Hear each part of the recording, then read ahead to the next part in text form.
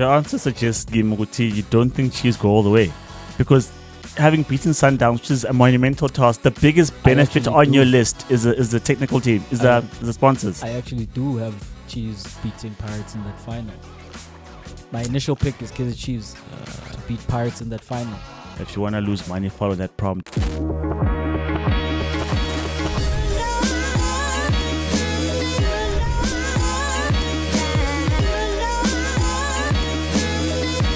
As we enter into Holy Week, Two Up Front is here to start off the week just right. My name is Jay, and I am with Chuck. Chuck, what up, what up? All good, man. United got thrashed, but you know what? Bounce, going all the way to the final for the Nedbank Cup, so I'm good, man. I'm good. Of course you are, Chuck. Of course you are good. And how are you doing? Man, I'm fine. These are the things that happen, like on both sides of the almost at the Atlantic. Not even sure what sea separates Africa and what's happening in England. It's probably like the Pacific, whatever. But over here at home and over there in London, the mandate is clear: Champions League or bust. Like what has happened with Arsenal dropping out of the league race and Mamelodi Sundowns being knocked out of the Nedbank Cup semifinals. It's terrible, but it's doubly so if there's no Champions League titles that follow that. But we'll see. We'll see how that one goes. But speaking of the Nedbank Cup, Chuck, beginning with Kaizer Chiefs, right? Kaizer Chiefs came through with a come-from-behind victory against Mamelodi Sundowns in that Nedbank Cup semifinal to win 2-1. And advance to a final where, of course, they'll face in Orlando Pirates in a Soweto derby. Down in Mbombela, the people of Durban, they always have it good when it comes to cup finals. But Chuck, in terms of the Kaizer Chiefs win over Mamelodi Sundowns, my question to you is who has stood to benefit the most? Who did it benefit the most with Kaizer Chiefs winning that semi-final? I think this one has to go to the players, Jay, because as much as there have been different managers at the helm, whether Unseki, whether it's Johnson, whether Uzwane, whether it's Barker, everyone has been saying, not Barker, sorry, I know the English, what's the English? Hunt. The English manager. Baxter. Baxter, thank you. Everyone's been saying. I just thought of a white person. You were just naming, you were naming like white people who are Kaizer Chiefs coaches, like Ted Dimitru. So even under all those different managers, the common thread and the common voice that you kept hearing, or the noise, was that the players are not good enough. And so as much as they haven't clinched it just yet, the fact that they're back in a final after a long time is proof that maybe these group of players are good enough, maybe, you know. And I say that because Wandisile Dube said in his interview that they want to be the generation that wins stuff for Chiefs after such a long time. And so it maybe vindicates a lot of the players because no one, I mean, people only vouch for Ucele. Who else do people vouch for in terms of this is a good player, we can stick with it? Maybe a Serino as well. Maybe Utuba, Shabalala and Villagazi. And that's just it. Because if you look elsewhere on the pitch, everyone says that those players are not good enough. And when you look at the fact that they've been injury hit, there's no Miguel Cardoso. No, Miguel Cardoso is the coach. Miguel, there's no, Miguel. Thank you. There's no Dotley as well. They've had injuries hit their squad, but they'll still be able to progress in the Nedbank Cup. So I think, Jay, for me, it's a big thumbs up. It's a positive stamp on the exploit of the players to suggest that after having been beaten 3 times by Sundowns, losing 2-1, getting thrashed 4-1, losing 1-0 in that tight league game as well, that they can show up against this mighty Sundowns because everyone's afraid of Sundowns. If you ask Pirates fans, they're happy to be facing Chiefs than Sundowns because of who Sundowns are. And so for this Chiefs team to come from a goal down and then do the business against Kaizer Chiefs, yeah, we know what VAR and those things. Yeah, we know that technically it's not supposed to stand. But I think even if with or without VAR, if I look at Sundowns' defensive thinking at that point in time, T1 doesn't clear the ball. There are no players next to Utupre when he scores. So I can't really blame too much VAR when you look at the fact that Dupre because it's offside, Chuck. But it's not because Babambi lying, Jay. It's because But there's no one near him because he's not supposed to be there by himself. And that's because they were sleeping. That goal. For me, it's because they were or sleeping. They're playing an offside trap, Chuck. They're pushing they were out sleeping as they're supposed to do as defenders. They were sleeping. But Jay, I think overall, man, the fact that they went against Sundowns, who might be tiring, who might be feeling the rigors, as Miguel Cardoso has said, which is too many games in too short a time period. It doesn't matter. Chiefs did the business because when they lose to Sundowns, it doesn't matter which version it is, whether it's early in the season or late in the season, everyone says you lost to Sundowns because Sundowns is a good side. So the fact that they did the business against Sundowns, because arguably this is the hardest team you can face in the semis, and they beat them, this for me, Jay, is a plus for the players specifically. 3 contenders for me, and I'll go from 3 to first, right? At number 3, it's the fans. If they go on to win the title itself, the fans rocket up to number 1 because the Kaizer Chiefs fans are ride or die, man. At this point, they've been with this team in. Can you really say that, Jay? Can I really say what? That they're ride or die. Oh yeah, they are. But forget mine, for the past 2 seasons, Jay, we're not talking about the ones who've come out from the caves. There are Kaizer Chiefs fans who have been loudly amakosi through thick and thin. I know that I know there are Kaizer Chiefs fans who I've continued to banter, right? In the time that Kaizer Chiefs, I think they'd gone 11 games without beating Mamelodi Sundowns, and it was bread and butter, and you knew it was coming. And when it happened, it's like, man, you're still out here supporting Amakosi against Sundowns, especially, and stood firm. I'm talking about those Kaizer Chiefs fans, the ones who are actually ride or die and who are at the stadium, regardless, as I'm saying, of what has happened in the last 10 years, regardless of whether their demands have been met or not, or the players have disappointed or not, and who continue to show up and speak literally the same way, the same fighting words as Aratuba, even though you look at what has happened in recent history, like, where do you get the gall and the audacity to speak like that? But that's just who they are, And when Chiefs win, they get really, really loud. But for me, the Kaizer Chiefs fans would be if they win the trophy, because if they win the trophy, it's really Nyembes of a decade, right? So at number 3, it's the Kaizer Chiefs fans. At number 2, Chuck, and it's a close number 2 to number 1 for me, it is the technical team of Kaizer Chiefs. First of all, in the performance of Kaizer Chiefs against Mamelodi Sundowns, yes, Kaizer Chiefs scored those 2 goals because of mistakes from Sundowns players, by the way. Suarez needs to go back from where he came from. He's on loan. He needs to return where he's come from. The man cannot defend big spaces. The man is not very quick, and if he has to turn and chase, that's it. And literally all he can do is pass. Like he's good with the ball at his feet, but even then you see the speed of thought where, as Duba told us, that he was the man they were looking to expose, and it worked, right? And that's the point that I'm making in terms of it. That's more Kaizer Chiefs than it even is a player who's not good enough to play for Sundowns, because they were trying that entire game to win that ball and to win it like that. They were pressing Sundowns, particularly when the ball was with their centre backs, and eventually it paid off. And that is the game plan of the coach. That's the coach and his technical team who looked at Sundowns, and Coach Nabi has attended quite a few Sundowns games, and he came up with the plan, right? Kaizer Chiefs didn't play all that much. They didn't have much to any control in the game, but you can do good things out of possession as well, and they did. And that's a technical team, as well as how compact they were and how they really did not allow Sundowns to play through them whatsoever. The fact that you have given him Simango, who has disappointed, very honestly, since his move from TS Galaxy and what we saw there and his time at Kaizer Chiefs, but he was able to step into this game and deliver a performance. You have Udove, who was deputizing at left back, having come back from injury after the clock were left, and he was doing well there, right? But they don't have Dotley, and he has to now play as the left as the left centre back, and he does well in that position as well.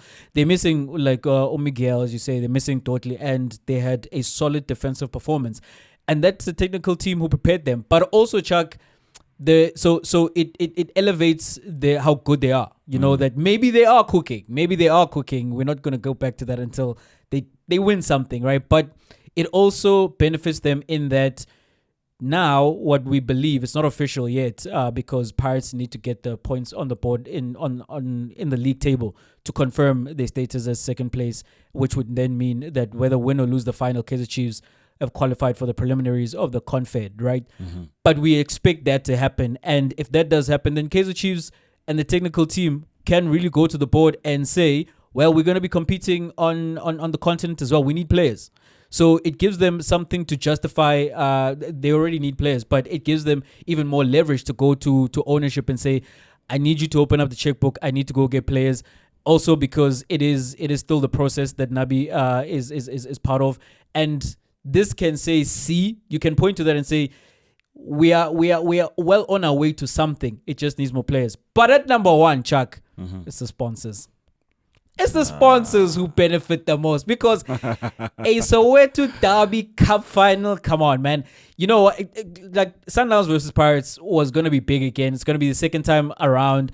And I honestly do feel, especially then if these two teams, Sundowns and Pirates, do make it to the CAF Champions League final, it is era defining, right? The last 3 years, we've seen the MTN8 semifinals, we've seen the Cup finals in the Nedbank Cup, we've seen Sundowns win the league, Pirates finishing in second, and now it would be the Champions League. The era has been Sundowns and Pirates, and it's been quite a great rivalry in that sense, especially, as I'm saying, if they both make it to the CAF Champions League final. But the Soweto Derby is the Soweto Derby. Like, and there's not much to say beyond that. And if you could choose as the sponsors what final you would pencil in at the start of the season, you are choosing Chiefs and Pirates every day of the week, twice on Sundays, especially when you have the narrative now of the last dance with the Orlando Pirates and Coach Rivera and that team going for a three-peat in the Nedbank Cup and still competing in the league and in the CAF Champions League. If they win this, they're halfway to a quadruple, which would be unprecedented, but still could happen. And then you have a Kaizer Chiefs. Their narrative is they haven't won anything in a decade, and they've got a chance to end it against who? Their biggest rivals. So the sponsors, like the TV channels, because you know if you can't make it to Durban, you're gonna be watching it there. And then of course like the tourism down in Durban, eThekwini, because everyone is gonna descend to the coast. So the ultimate winners are the people who stand to gain monetarily from this being a Soweto Derby final, which was confirmed by Chiefs getting to the final. Your answer suggests, Gimuguti, you don't think Chiefs go all the way. Because having beaten Sundowns, which is a monumental task, the biggest benefit on your list is the technical team, is the sponsors. I actually do have Chiefs beating Pirates in that final. My initial pick is Kaizer Chiefs to beat Pirates in that final. If you want to lose money, follow that prompt. We're going to repeat. No matter who, even if they replay this game, Philly Sundowns, anyone can come. Let me tell you why, we're very going quickly, to win. Chuck. Like, because we play back to back. We were in attendance for Orlando Pirates at Orlando, right? Then got to watch, of course, the Sundowns game on TV. What I saw both from Orlando Pirates and Sundowns, as the game continued, those boys got tired. And by the time that cup final comes, it would have been two semifinals against the Pyramids. It would have been another Soweto derby. And I believe there are going to be some games which Pirates need to catch up that are slotted in between some of those clashes, meaning there's going to be a lot, even more mileage by the time you get to the cup final. Between Pyramids and the next and the second Soweto derby, there is no league games. So it's two Champions League games, the Soweto derby and then the Nedbank Cup final. So what I'm saying is I believe the games that Pirates need to catch up are going to be slotted in between. It's not theirs yet, but I think what's good, because they have to play those games at some point. They can't just keep postponing it, especially then if Pirates get to the Champions League final. You can't just keep pushing these games back because the season has to end by May because of the Club World Cup. So those games need to come in somewhere. And if Pirates have a week between games, that's an opportunity to put in the games that they need to catch up. So I think, don't have this confirmed, I think that's what's going to happen. And with or without that, there's going to be more mileage on the legs of Pirates. With that, if they do add the games, it's going to be even more. And as a result, I think having seen Pirates up close in the same way that he saw Sundowns 3 times now and finally figured out how to combat them, and then with, as I'm saying, the mileage on Pirates and Chiefs being fresher, my initial pick is that Chiefs are ending the 10-year trophy drought. I think, well, we'll speak about Pirates, but I think they'll manage that because I think after the two semifinals, if you're still in it, which means you're going to be in the final, then you prioritize. The first Soweto job, I would have told them a thing or two, and I think that's the time to use your Moselias, your Ndlondlos, your bid part players, and give them more game time before you get to the Nedbank Cup. Obviously, depending on where the league stands, if you can still win that as well. But I think there's enough to push. Yeah, there's enough to push. We know, because especially with Royal AM being kicked out of the league, Pirates were games in hand. They win that. They are 3 points behind Sundowns, and Ngayenzagala no money. So at this point, Pirates are still competing on all fronts, Chuck, and they have to play. Rivera has been great, even in that semi-final against Marumo, right? He did actually rotate, and it worked out for Pirates. But will that be the same thing in the other matches? I think he will do that. But at the same time, do you want to take the risk of falling out of the league race? And even Chuck, if he does rotate, the squad is very thin at the moment. So I do think that fatigue is gonna catch up, and I right now I feel like it's gonna be seen in the cup final against Kaizer Chiefs. All right. Speaking about winners of that particular tie, the losers, Mamelodi Sundowns and Miguel Cardoso, were keep on their phone. It was offside there, you could see, and all that stuff, and too little, too late, because I do agree that it was offside, but there's nothing you can do now. I think it was tight enough where you can somewhat forgive the linesman. But Jay, having then lost that final, right, that means the chance of domestic cups is gone. Yeah, you can just get the league or the Champions League, which are big prizes nonetheless, right? But the league, Sundowns is used to getting the league, and that's the mandate. Get Africa as well, because you always get the league. Get something else. So I think at the top of the list is the Champions League, and then if you can as well, get the domestic cups. But that's gone now. How much pressure is he under now to make sure that he gets a second star and actually does convert the league against the chasing Pirates? I want to read you a quote that Miguel Cardoso said about pressure, right? He says, pressure is if I wouldn't have my family that loves me.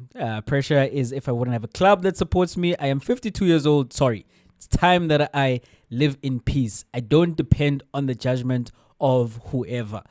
Well, it's good for you, sir. But best believe you are under pressure. He's under pressure, Chuck. There is no two ways about it.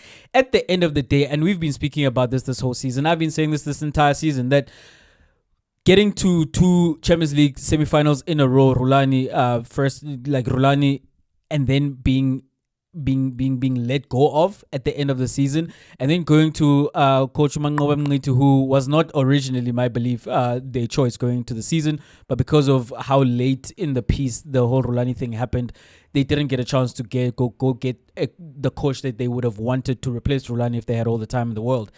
They did then get rid of Manqoba, and I suppose you can look at the cup final loss against Magese as the reason. But then they went and got the coach who eliminated them with Esperance in the semifinals of the CAF Champions League last season. And the reason they go get the coach is so that he can go win the Champions League. Like, it'd be great to win a treble, quadruple, whatever the case may be, since he joined, to win the Nedbank Cup and to win also the league. But you are here. The mandate, the KPI is you are here to win the Champions League. I'm not saying that, and I keep repeating. Sundowns are saying that by their actions of firing a coach who got to the CAF Champions League semifinals. The suggestion is that it's not good enough that you got to the semifinals and got knocked out. You needed to at least get to the final, but essentially what we want you to do is to win another star, the second one in 9 years. That's why Cardoso is here. So now that there is no situation whereby he can come back and say, yeah, but he won the cup, right? Because if he went to the final, would have played a Pirates, and then you would have had the opportunity to redeem the loss and the recent losses in cup competitions against Pirates. That is off the table. And with the league is not yet won, so there's pressure to win that as well, because Sundowns have won the league 7 times in a row without you.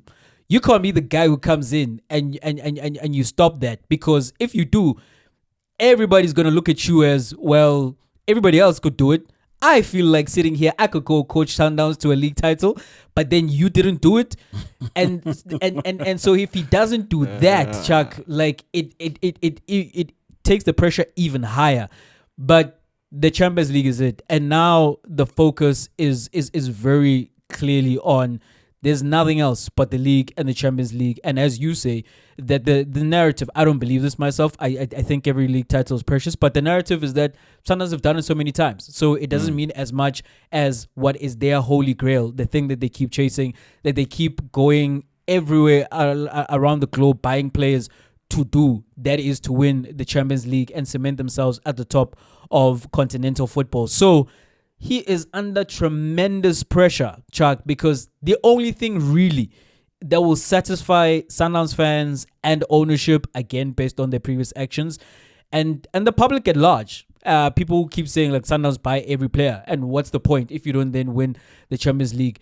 The only thing that's going to satisfy that is winning the Champions League. So he can say that, and kudos to him. You know, like, it's a great life philosophy. I would say that as well. And if we're looking at life as in totality, he's correct. He's right, you know. But the thing is, there's a reason coaches go bald when they, like, as they progress through their careers, or they go gray early, or they come out and they say things which, I was thinking about this. I'm going, like, aside for like 5 seconds when I was watching Rulani interact with the media. That do coaches not get media training? Because of all the people involved in football, they seem to get in front of microphones and cameras and say anything and everything that is on their mind, and it stays like that. And you exactly, Chuck. So what is that? That's pressure. The thing that makes them like act like that is pressure. So Miguel Cardoso can say what he likes, but he is under a heck of a lot of pressure. Yeah, I think he is under pressure. I do concur, Jay, because you are coach of Mamelodi Sundowns, and what Sundowns has done in recent history is win stuff. Win the league a lot of times, win domestic cups as well. It's been a while since they won the Champions League, but I think that's been their holy grail. That's been their mission for the longest time. But I think we just need to be sober here, actually, and think about this, right? The failure to win Carling Cup, Cardoso was not there. The exit of the MTN8, Cardoso was not there. How they started off in the Champions League, Cardoso was not there. Fine, they've since qualified through the group stages, and they are where they are now in the semis. He got onto the job, obviously, with a good Sundowns side. Cool. But the job gets harder from here on out, Jay, because if we think about it, right? One, yeah, Chiefs aren't in the best form, but they've known to be the team to trip up Sundowns when they're running well. I mean, when they were about to go invincible, who came through? It was Chiefs, right? Last season it was Cape Town City, if I'm not mistaken. When you think about the fact that in the semis of the CAF Champions League, it's Al Ahly. You think about the fact that they're being chased by Pirates, who finally come good because they've always been said to be a team that's good enough to push them, and now they're finally pushing Sundowns.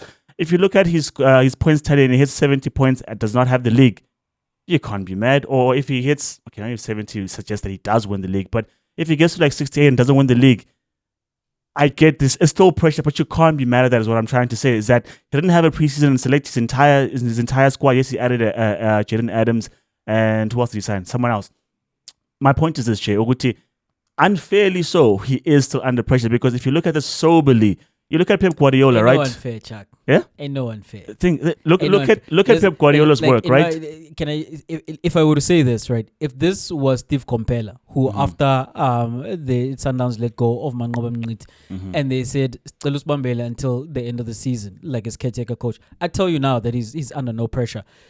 This guy was like Coach Miguel Cardoso. The reason they fetched him and put him into a permanent post in the middle of the season is because when they looked at the job that Manqoba Mngqithi was doing, when they looked back on the job that Rulani was doing, in their minds, to improve upon that right here, right now. And that's the negotiation when you sit across the table from them. Oguti, this is what we expect here. We're not hiring you for the next 3 seasons. We're not talking about like after we come back from the Club World Cup and you have a preseason. Right here in the middle of this season, after we've lost the Carling Cup final to Magesi, for the rest of the season, these are our expectations, and you are the person we are counting on to carry us to that.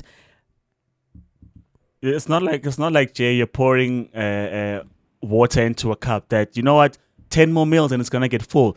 If you're pouring water on a ship that's swaying and you're in the midst of a storm, don't expect this guy to suddenly then. What I'm trying to get at is that it's not their God-given right, number one. It's not a guarantee, because you signed all the players, you buy all the players. That is very true. You got the best manager. Even then, it's not a guarantee. As I was saying, Jay, Pep Guardiola came to City when Pellegrini had won the league, when Mancini had won the league, right? He continued winning the league. Great. But in the midst of his run, there was a Liverpool that pipped him to the top. There was a drought of a Champions League, which you only got now, latterly. What I'm trying to get at is that you have a good coach, you have good players. Give it some time, give it some patience, build something. Because yes, you've built a good side, but sometimes things take time. You can't then say after, because Pep Guardiola went to Bayern Munich, didn't get a Champions League. Went to City, it took him a while to get a Champions League. Was he a bad coach? No. Did he have a bad side? No. Because it's not a God-given right to then say, because you got to the semis. That's not the conversation, right? In that, like, are you suddenly a bad coach? No, what I'm saying is that there Pep is Guardiola pressure. was under pressure to win the Champions League. I'm saying it's pressure. All those players, there was pressure. I'm saying there is pressure, but I'm saying if you look at it soberly, that's not unfair. It's unfair. That's the job, Chad. The job can't be to win the Champions League. The job can't be to win the Champions League because how many? Say that, Jay, how many Champions League does Pep Guardiola have? Not too many. How many does Alex Ferguson? Not too many. Job. Ancelotti is an anomaly. You can't say the job is not to win the Champions League. Literally, that is the job at that club. It might not be the case at other clubs. At that club, that is the job. And the thing is, they don't hide it from you. And when they brought you on, that's what. Walk away from it. If you feel like that as the person who's being interviewed, which it's unrealistic, walk away from it because who can take that job though? There cannot be a guarantee. People like Cardoso can take that job. The guys who line up to interview for Sundowns, they will take the job. At Al Ahly, that is also the job. The guys who take up the job, they know exactly what they're walking into. At Real Madrid, you know exactly what you're walking into. And the mandate at Sundowns is that we want you to build us up to be that, because the level of investment that we've put in as ownership, the expectation, and what we are hiring you for is that you go do this job. What's the job? To win the Champions League. Man, look, Roman Abramovich was coveting the Champions League for the longest time. So we're not Di Matteo. What I'm trying to get at, Jay, is that it's not a sober thing. That was the job at Chelsea as well. That was the job, yes. And what I'm saying that's why he kept on firing coaches. Yeah, but what I'm saying is that they came and they had success. Mourinho came. He was a legend at that point because of what he did for Chelsea. They didn't win the Champions League. Ancelotti came. Thomas Tuchel finally was the guy who converted. But I'm just saying that all the guys who changed seats were good enough winning domestic cups, winning the league. Those were good managers. What I'm saying is that you don't start the season with a particular coach, pivot to me, and then expect me to. All those guys who've won the Champions League, the expectation, sign me at the beginning. Sign me at the beginning and give me the proper tools. Let me build, we didn't go to Steve Compella, who was there, or it's a different thing. Like, for example, Kevin Johnson, when he was at Chiefs, when they got him to be, I believe, to be on the technical side, and then to be someone who oversees the youth. The same thing with an Ernst Middendorp who got to Cape Town City to be the technical director. Both those men suddenly found themselves as coaches, which is not what they got there to do. And because of how they performed as coaches, they were let go of. That for me is unfair, because this is not what I signed up for. Whereas if you are Cardoso, when they went to get you, this is what they got you for. Jay. When you say this is not what you signed up for, Ungelo to Ungena as a technical team, then you as a technical member of the staff, part of the technical staff, and then you elevate to coach status without having agreed to a particular thing. Well, I think they also signed. It's the same basis. No. I don't think Kevin Johnson, he was not there. And Kevin Johnson said that. He said, Oguti, he did not want to take the coaching job. So why did he agree to it? That's my point. Why did he agree to it? That's not the reason that he was there. I feel that is something that is unfair, because you are judging the fish on its ability to swim in that case, because, well, we didn't have any other fish lying around. Whereas when you went to Cardoso and Cardoso came in for the interview, if Guti Wague, this is what you are here to do. I don't see the difference. You don't then say, Guti, well, it's like at a later stage, well, that's unfair. That's not what I came here to do. Whereas literally in your introductory conversation with the team is that this is why you are here. Donna, I don't see a difference, because here's what I'm seeing. Kevin Johnson was there to work with the youth, as he said, right? At the point where he agrees to carry and be the head coach of the first team at Kaizer Chiefs, that's him signing up for the pressure of Kaizer Chiefs. It was not to deliver success. It was so that he is caretaker until the same thing as literally. What I'm saying is that he can say no. He can say no, Guti, here's what I'm doing. I want to do this. The fact that he agreed to it. That's what I'm saying. The fact that he agreed to all these things. It's not agreeing to taking over. It's that this, like, if they gave him a mandate to Uguti as the coach, these are expectations, which I don't believe was the case there. Uguti, well, we parted ways with the coach. We need you to just take us. It was the same thing as Ralf Rangnick. We need to take you to the edge. Because he was horrible at the job. If there were no expectations, he was horrible at the job, which was not the job that he was brought on to do. Like he didn't even get a chance to be judged at the job which they got him to do. Same thing as Mirendorp, like not Mirendorp. Who's the man who was the captain? Omshin. Like he didn't even get an opportunity to be technical director, and you're not firing him for the job that you got him for. And my thing is this, Jay. If I hire you to be a cleaner, we're saying it in Ntwana, for 2 days, can you just please send 2 emails? And you're horrible at 2 emails. There must have been an indication. So you're gonna fire me? No. There must have been an indication that these emails must go to the right people at this particular time. If you don't, there'll be trouble. There must have been some kind of communication. It's not just me saying press enter and then go back sweep. That's an assumption. You're at the computer. That's an assumption. When you're shooting, there must. And even. But Jay, do you not think at that point? And even if there was, Chuck, like Jay, I don't think. No, Jay, here's what I'm saying. But even on your part, there's also an assumption that a big institution like Kaizer Chiefs will just hire someone to be interim without carefully considering what the implications are. If Kevin Johnson, because they could have looked for anyone, right? But they went interim. It could have been anyone. What happens with interim, Josh, it could have been anyone. They tend to promote you from inside. If they but get it can be anyone. They get you from outside, then it's a judgment. Uguti, will you be able to take over next season? Then we judge on how you finish the league. So now it does not matter anymore. The reason for which you brought me here, which again is very different from the coach who was brought on to do the job. And now if he doesn't perform the job, you can't say that there's no pressure on Cardoso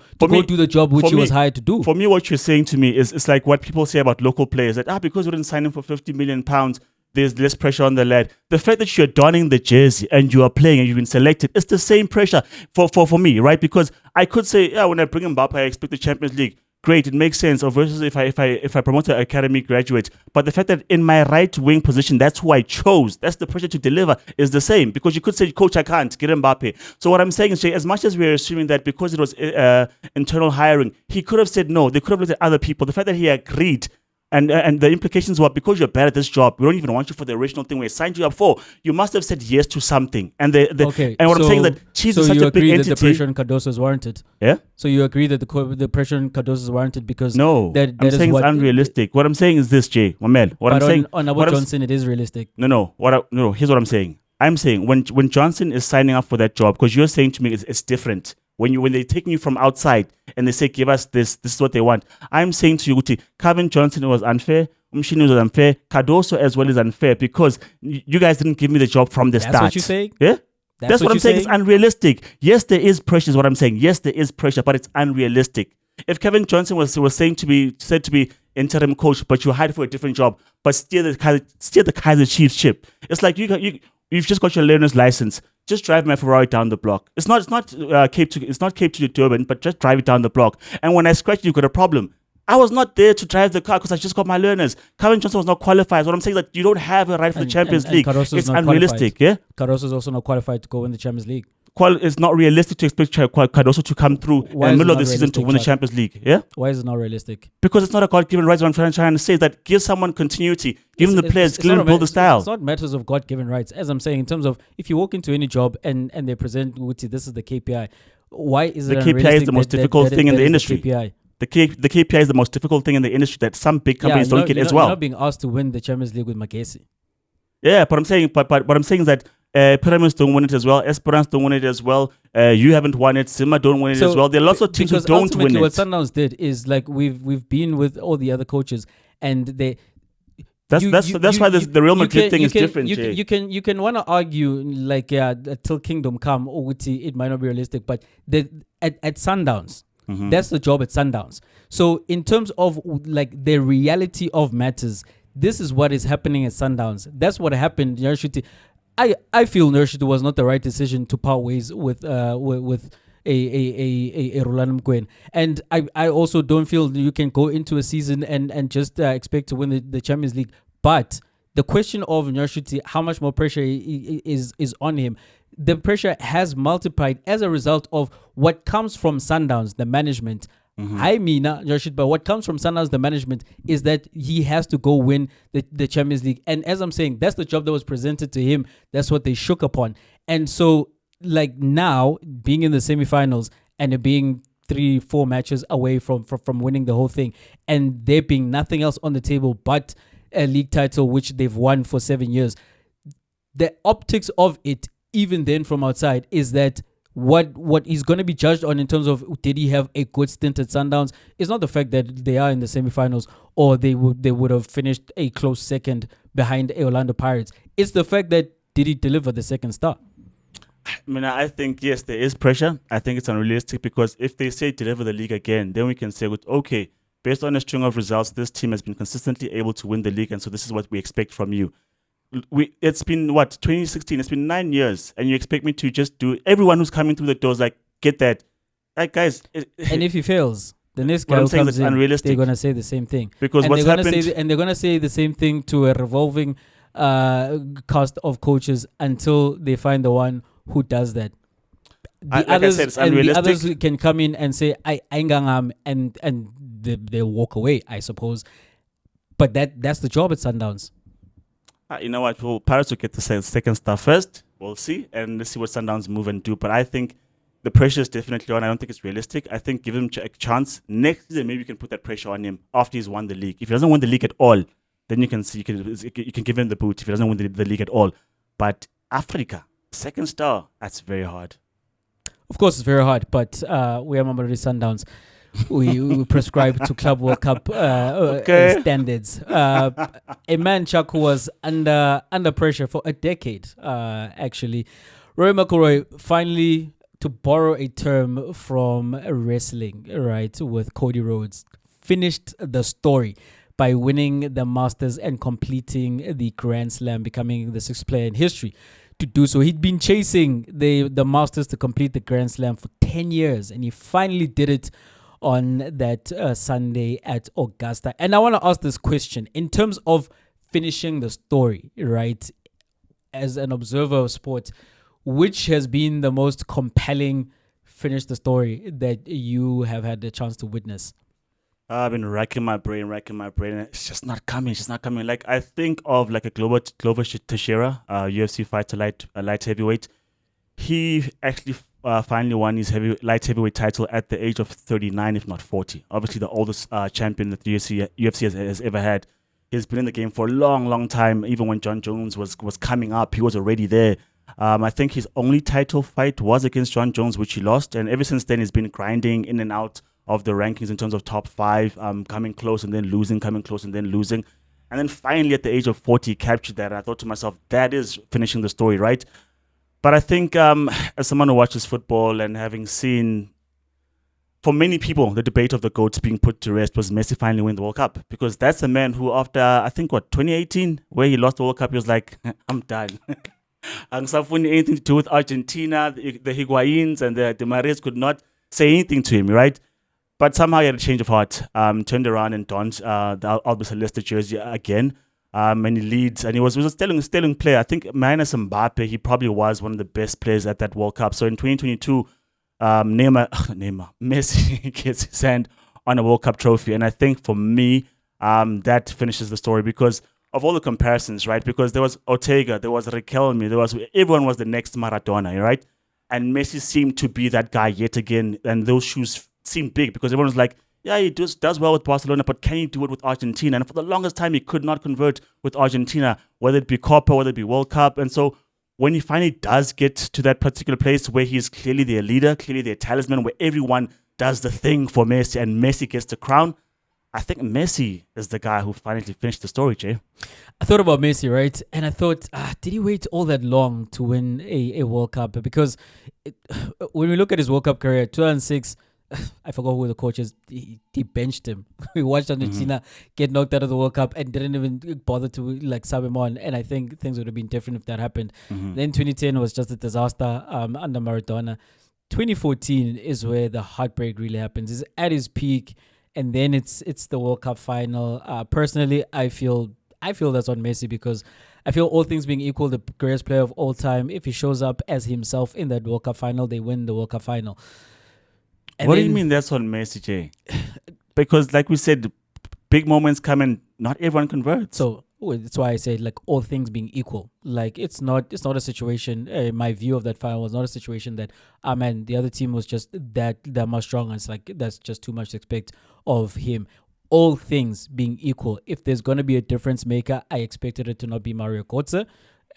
or the German team, I expected it to be a Lionel Messi. Aguero, not Aguero. Higuain has got blood on his hands in that final. But I think for me, 2014 is the worst I've seen Messi in his peak. And I think if he was playing up to his greatest of all time level, they win the World Cup. And then finally, of course, does it in Qatar. So for me, on a personal note, it's Roger Federer winning the French Open in 2009. Especially going back to 2008 and the previous years where he was trying to win that Grand Slam title to also complete the Grand Slam in tennis, because Rafael Nadal had just beat up on him like badly, particularly in 2008, going prior to that Wimbledon final, because in that French Open final it was a demolition job. And I'd never seen like a Roger Federer, who is like one of the athletes I absolutely love the most in my time of watching sports, be pummeled in the way that he was. And yes, there was the fact that Soderling did him a favor by knocking out Nadal in that French Open. But there was so much pressure on him at that point. Well, the expectation is that Nadal's not there from the fourth round. Now you go on and you win it. And I think about like what he would have internalized at that point, and then getting to the final against the guy who beat Rafael Nadal. Is he maybe good enough to do the same thing against me and coming through and winning that Roland Garros title? But taking myself out of the equation in terms of my support of that particular individual or team, it's Liverpool winning the Premier League. I genuinely feel Liverpool are a special team, and I felt that for the longest time watching them. But can you please explain why? Because you keep talking about European nights and you're about to explain it. Go ahead. No, European nights and Anfield and how Liverpool in the league. I've just never understood this idea that Liverpool is special versus like all the other teams in the league. I've never quite captured that. Maybe it's because they're my rivals, but please explain to me why you hold this opinion. Because of, I honestly, so when I say I feel, I really mean I feel. Like it's a feeling. When I watch Liverpool, when I hear "You'll Never Walk Alone" before the start of the match, I get goosebumps. When I hear even through the TV the atmosphere that comes through from Anfield, when I've seen a Steven Gerrard score the goal against Olympiacos, when I've seen them Origi doing what he did, it only felt like the world was shaking when that stadium goes into massive eruptions. And I've also had the opportunity to meet Liverpool fans initially as a young kid. When I was like really young, like what I knew of the Premier League was Arsenal, because I supported them along with my dad, and Manchester United. Manchester United being the superpower of the Premier League. And my experience being someone who grew up in the township as well was was confined to just that being my ideas of the Premier League. And I mentioned that because I hadn't really interacted with a whole lot of white people at that point. I remember I went to a summer camp and I met quite a few like white kids, and asked the question, who do you support? And a majority said Liverpool, and I could not for the life of me understand, because I knew Liverpool, but like, why do people support Liverpool? As I'm saying, I understand Arsenal, I understand Manchester United. And as I grew up, I then found out about the history of Liverpool and their success in the 80s and realized, okay, those kids came from parents who like were there like supporting the Manchester United or Man City of the time in the 80s, being Liverpool. And that then weight from that moment, and then even in my adult life coming across Liverpool fans, my opinion, again, as a collective, Liverpool fans are the most no ball fan base that I've come across. Like the ones I've come across, they really know ball, and I have a great respect like for them as a result. And hearing those stories, and also seeing like through watching the Premier League, coming close in 2009, coming close again in 2014, and the Gerrard slip and everything around Stevie G, and not being able to quite get there, and understanding how historic of a club they are in terms of what they've achieved, but also, as I'm saying, coming back to their connection with their fan base, to then see them win that league title. And though it was not advisable during COVID to see the scenes like that infamous picture where they are around like Anfield and finally breaking the 30-year drought. That was absolutely special in terms of finishing the story. Let's go to UFC. Let's go to UFC. So Jay, Volkanovski defended, actually captured the featherweight title against Diego Lopez. It was vacated by Ilia Topuria, who's since moved up to lightweight. And so Jay, I want to ask you, right, because he's been champion before, up until he was knocked out by the same Ilia Topuria who captured that crown. He went to fight for the vacant belt. He beats Diego Lopez via unanimous decision. He gets the belt. If you looked at his previous reign, right, when he defended against the Max Holloways, the Brian Ortegas and stuff, and what he looks like now as champion, do you think he goes on another run, or do you think it might not be the same, considering who else is left? I don't know. I don't know, because in winning that fight over the weekend, he became the first male fighter to win a title, or to win a title for the second time, below the welterweight division. And so he's in uncharted waters in terms of his age profile and the success that he's garnered. So considering that he held the title from 2019 to 2014, that's a 5-year period. I don't think he has another 5 years, because that takes him into his 40s. But I don't think it matters much, actually, in terms of how much more success he's going to have. Because if we recall, coming into this fight, he was being written off by a lot of people, and that's because of his last 2 fights, right? Being knocked out by Topuria and being knocked out by Makhachev as well. And the idea was that maybe his best is behind him, that maybe he's beyond his sell-by date. So when not just like people who might be considered casuals think that, but even the aficionados of UFC or mixed martial arts like thought that maybe he is past like his prime, to then come back and to fight the way that he did. Because in my assessment of the fight, like, I was very impressed with him. Him coming out at the end saying that at some point he lost his sight, but continued, it was blurry, and then he came back. But how he controlled that fight, being the smaller man with his jab and keeping the distance between himself and his opponent, was very impressive for me. And how when he did get close, he managed to get the combinations, even though he absolutely failed miserably with his attempts at the takedown, because he tried, but it didn't come off for him. Mm-hmm. But him getting the unanimous victory was deserved, because it for me, except maybe the second round, and because of the late flurry where like Lopez got managed to catch him and he rocked him a bit. It was all him. It was all Volkanovski in that fight, and it's very impressive to be able to come back from being, especially when you get knocked out at those latter stages of your fighting career. You're never quite the same. So to be able to overcome that and to win the belt, for me, in and of itself, is an awesome achievement. I don't expect him, as I'm saying, to go on a similar run as his first time holding the belt, because again, that's a half a decade, which takes him into his 40s. But I do think when I look at the division, he'll have some success, maybe for the next year or two. But regardless of what he does from here, I think is absolutely cemented as like a truly brilliant fighter.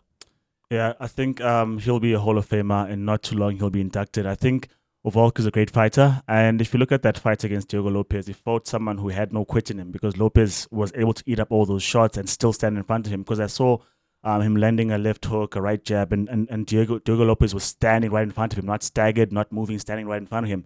So it was a very tough opponent, and as you said, with the failed takedowns as well. But I think, Jay, to answer my own question, obviously you cannot replicate the first time, especially because that first time was special, especially because of the roster and the names that he beat the first time round. So you'll never be able to replicate that. But what he can do, right, because he's really looking to fight yet again in August, if I'm not mistaken, he wants to have a quick turnaround and a quick fight. And if I look at the roster, he might just get close to the number of title defenses that he had prior, which I think will be special as well. It'll be special considering the age, considering the fact that he was knocked out, as you said, by Islam Makhachev and by Topuria. And because everyone suggests, I don't know how true this is, that every time you get knocked out, something in your fight game gets lost because of that, because you're never quite the same when you come back. But I think, Jay, the fact that the roster is not as good, you can't recapture that magic because it's no longer your Holloway's, it's no longer your Yair Rodriguez. Well, right, Rodriguez is still there. Sorry, it's no longer your Korean zombies, the legends of the actual sport that Volk beat to capture that crown and to defend. So it won't be as magical, but I think if he does it only adds to his legend because I think the names that are there are names that Volk can beat, and I think if he does beat and he fights about 3 times a year. By the end of 2026, he could have 5 title defenses. And so I think that'll be magical. That'll be, uncharted waters because for comparison, right? John Jones has been champion for close to 500 days at this point, having only fought Cyril Gane and the fireman, Cyril Gane and the fireman. 2 title defenses the entire time. And if you think about that, that's why people are saying that he's stuck in that, dude, you're inactive, right? But if Volk is active and does as much as he does in that particular time, or rather as much as he's planned to do in that particular time span, I think he can be great even some more. But I think, Jay, you can't capture the magic of that first time, but I think he can still reign a long, long time.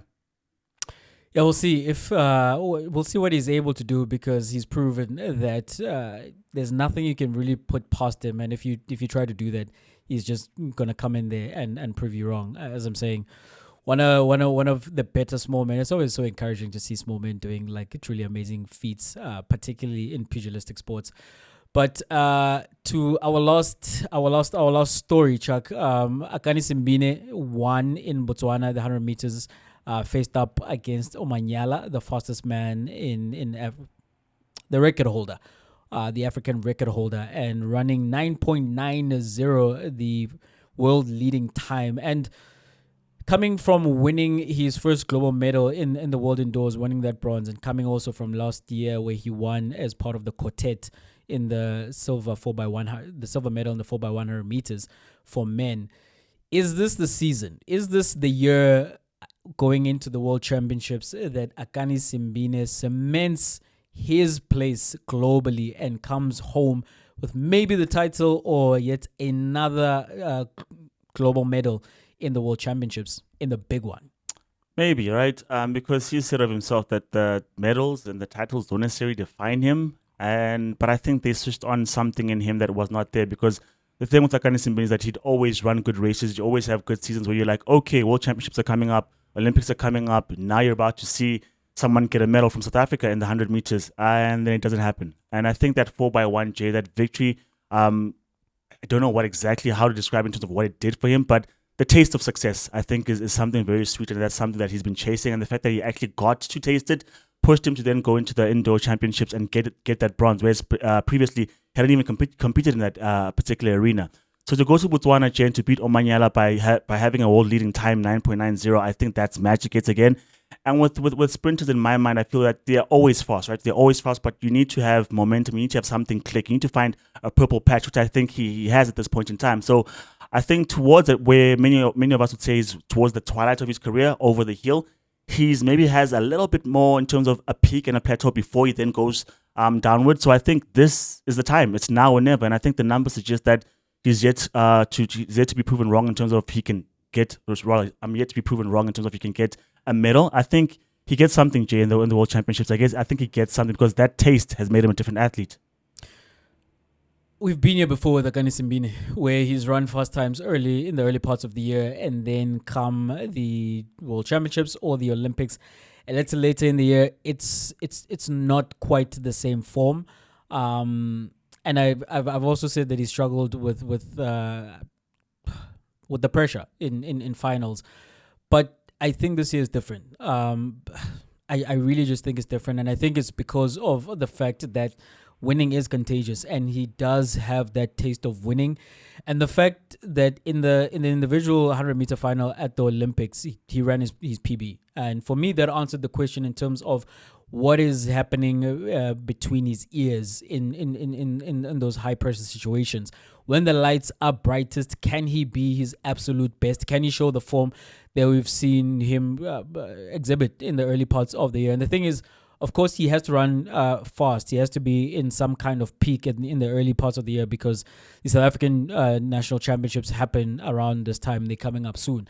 But then there's the problem of maintaining that form going into the World Championships. If you take, for example, what happens in the USA, their trials are a bit closer to the World Champs or the Olympics, so they get an opportunity to carry that form into those big meets, whereas there's a huge chunk of time for Simbine to try and maintain that, and it hasn't happened. But also the fact that when he's got into the finals, I felt, as I'm saying, that the big moment has affected him, and I think that's a thing of the past, because of what he did in that 100-meter final, running a national record and almost challenging the African record by Omanyala, and also then winning the 4x100 meters, being on the podium on that grand a stage, and then going to the World Indoors, which is not as prestigious as the World Championships or the Olympics, but still being there, and him saying that the reason that they went there, or they did an indoor campaign with his coach, was to work on his start, which is something he feels still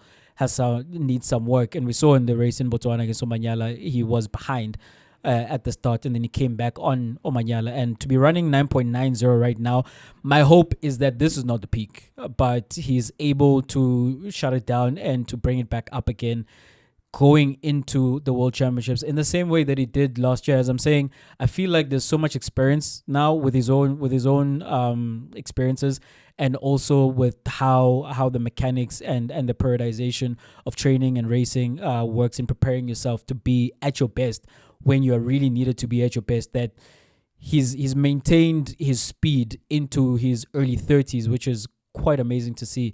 And that consistency is something I feel this year is going to pay off. Akani Simbine is going to win the world title. He's going to be the world champion. He's going to beat Noah. He's going to beat Fred. He's going to beat Tebogo. He's going to beat all those comers come the finals of the World Championships. And I'm here for it. You have come to the end. We have come to the end as well of this particular episode of Two Up Front. If you are new here and you've not yet done so, if you're a returnee and you have not yet done so, please do press that subscribe button. Please like and share the content far and wide. Do leave your comments in the comment section. We absolutely love hearing from you, and you can also continue the conversation with us across all social media platforms. You can find us at 2Upfront Pod. You can find me at J_Mzulu. You can find Chuck at Chuck2Up. From myself, Jay. Like Sundowns, I'm out. Speaking of Sundowns, they're out of the cup. The pressure's turned all the way up for Cardoso. But the highlights of the weekend, in what we haven't said in many, many other weekends, that Chiefs are going to a final, and it's a magical time for Kaizer Chiefs. This is Chuck, and I'm out.